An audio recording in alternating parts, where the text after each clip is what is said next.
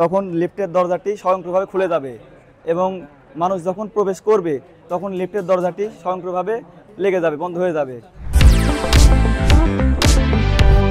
আসসালামু আলাইকুম, আমি মোহাম্মদ আবু রায়হান। আমি আসছি TMSS পলিটেকনিক ইনস্টিটিউট নাটোর থেকে। আমি 8ম সেমিস্টারের ইন্ডাস্ট্রিয়াল অ্যাটাচমেন্ট কোর্সে ভর্তি হয়েছি।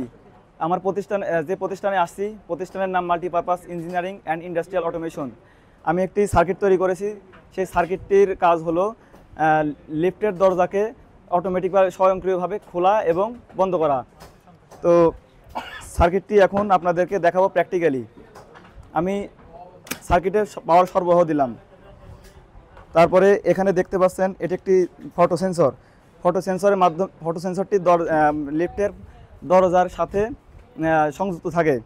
লিফটে যখন কোনো মানুষ ঢোকার চেষ্টা করবে তখন লিফটের দরজাটি স্বয়ংক্রিয়ভাবে খুলে যাবে এবং মানুষ যখন প্রবেশ করবে তখন লিফটের দরজাটি স্বয়ংক্রিয়ভাবে লেগে যাবে, বন্ধ হয়ে যাবে। তো আমি এখন সেটা দেখাচ্ছি। মোটরটি এখন রানিং, অর্থাৎ লিফটের দরজাটি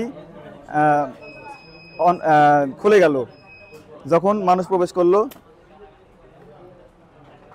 মানুষ প্রবেশ করার মাধ্যমে খুলে গেল এবং যখন প্রবেশ করলো তখন আবার দরজাটি লেগে গেল। তো এই ছিল আমার কার্যক্রম। ধন্যবাদ।